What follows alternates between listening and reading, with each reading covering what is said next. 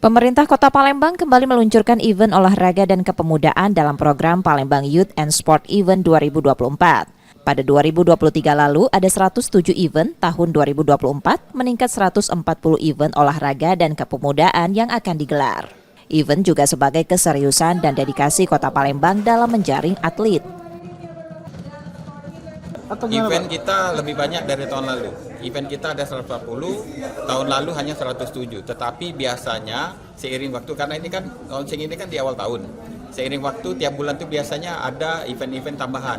Nah, dengan kita launching ini membuka mata teman-teman yang lain, oh ini bisa bisa kita tambahkan di bulan-bulan, misalnya di bulan Maret, April, Mei, Juni nanti ada event-event tambahan.